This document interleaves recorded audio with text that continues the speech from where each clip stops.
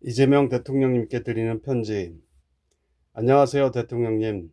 저는 대통령님께서 경기도지사를 역임하시던 시절 경기도 의원을 역임하였고, 지금은 더불어민주당 국민소통위원회 부위원장 등을 맡고 있는 원용희입니다. 경기도 농민기본소득 제도를 정면으로 반대했던 1인의 경기도 의원을 생각하시면 쉽게 기억나실 것입니다. 최근 트럼프 대통령 포함 미국 정부에 대한 대응과 국무회의를 생중계하시는 등 대통령님의 행보를 접하며 대통령님을 향한 작고 미천한 저의 선택과 노력이 헛되지 않았음을 깊은 감사를 드리곤 했습니다. 농촌 기본소득은 찬성하고 성원하면서도 농민 기본소득은 끝까지 반대했던 이유는 3%의 농민들에게 박수 받을지는 모르나 97%의 다른 직업의 도민과 국민 그리고 보수 세력들로부터 비난과 공격을 받았을 대통령님을 보호하고자 했던 것이었고, 기본소득을 건강하게 정착시키고자 했던 것이었습니다. 그리고 이제 제가 기본소득과 함께 기본주택 등 기본사회에 대한 관심과 정책 연구에 집중해 온 것은 우리 사회의 양극화를 줄이고 건강한 사회로 되돌리기 위한 작은 노력이었습니다. 그런데 2026년 예산을 보니 기본소득 관련 예산은 농어촌 기본소득 시범사업용 1,703억 원이 전부였습니다. 이를 보며 정부 안팎에서 시장경제 논리로 무장한 소위 경제관료와 경제 전문가라는 사람들이 대통령님에게 가하는 압력이 심각하구나 하는 생각이 들었고, 그래서 자신의 의지를 마음껏 펼쳐 보일 수 없는 대통령님이 안타깝게 느껴지기까지 했습니다. 2025년 가계금융복지조사 결과에 따르면 한 나라의 불평등 지수 수준을 측정하는 지니계수는 2023년 0.323에서 2024년 0.325로 불평등 수준이 더 나빠졌음을 드러내고 있습니다. 그리고 소득 최하위인 1분위 대비 최상위 5분위 배율은 5.72배에서 5.78배로 더 높아졌습니다. 반대로 상대적 빈곤율 또한 14.9%에서 15.3%로 더 늘어났습니다. 즉, 부자들의 부는 계속 늘어나고 거꾸로 가난한 서민의 수는 더욱 증가하고 있다는 것입니다. 그런데 더 크고 중요한 문제는 이것이 일시적 현상이 아니라 양극화 격차를 K자 형태로 더욱 벌리는 추세를 계속 이어가고 있다는 것입니다. 500 우리 사회 양극화의 가장 큰 원인으로 대개 경제민주화와 노동시장의 이중구조를 꼽습니다. 이해 해결을 위해서는 사회적 대타협이 이루어져야 하는데 이미 조각조각 찢어져 각자 도생의 길로 접어든 지금 결코 쉽지 않아 보입니다. 그런데 정부의 재정정책마저 수출지향 산업정책을 펼쳐온 수십 년간 상위 20%에게 70% 이상의 예산을 배분해 왔습니다. 오늘날 우리는 선진국으로 인정받을 정도로 성장했으나 아직도 파이가 적어 분배는 나중에 해야 한다는 논리를 세우는 상위 20% 덕분에 정부의 재정 지출 구조는 그리 크게 바뀌지 않은 것으로 보여집니다. 아직도 수출, 대기업, 공무원 등 상위 20% 중심의 우선 지원 구조인 것입니다.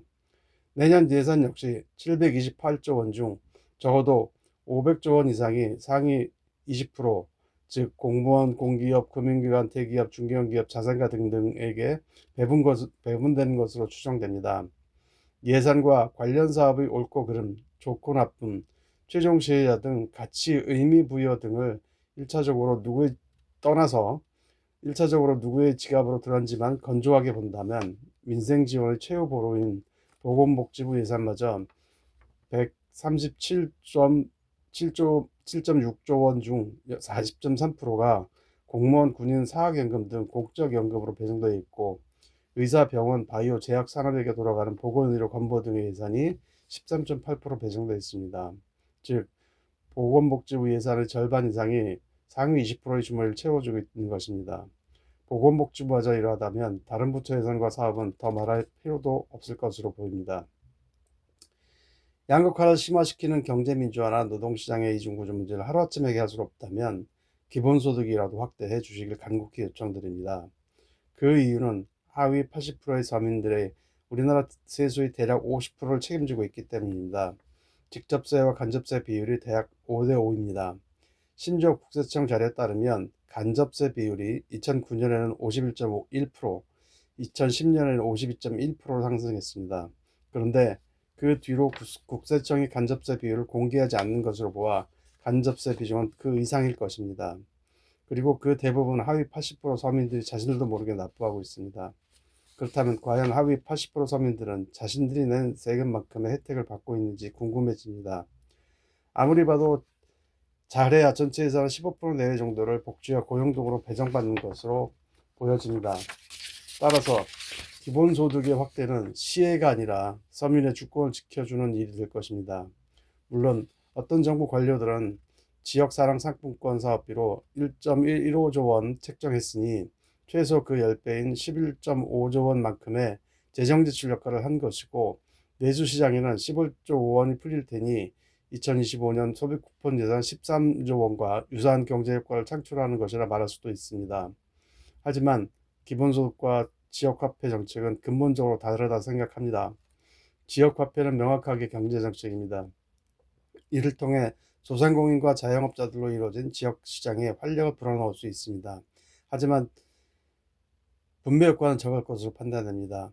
10만 원의 이득을 위해서 90만 원을 따로 떼어놓을 만큼 계획적인 생활을 유지할 가능성은 중상층 사람들이 더 높기 때문입니다.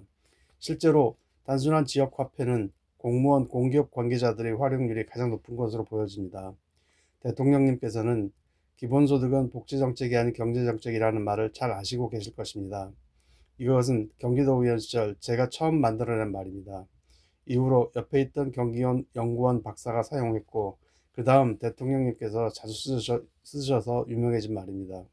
그런데 이 말은 재난지원금 시절 적은 금액을 한 번 지급해 개인들에게 효용은 작은데 총액은 너무 크다는 비판에 대해 이를 방어하기 위해 경제의 승수 효과를 들어 궁여지책으로 만들어낸 것이었습니다. 결국 기본소득의 금액이 더 높아지고 횟수도 늘어 유효한 복지정책이 되고 지역화폐와 결합해 경제정책으로 승화하는 것이 제가 꿈꾸는 기본소득에 대한 생각입니다. 기본소득의 확대는 양극화를 조금이라도 줄일 수 있고 서민주권이라는 명분을 바탕삼아 노동시장 이중구조 해법도 만들며 경제민주화 달성까지 나갈 수 있을 거리라 생각합니다. 이에 기본소득의 확대를 마지막으로 한 번 더 간곡히 요청드립니다. 두서없이 쓴 글 읽어주셔서 감사드립니다.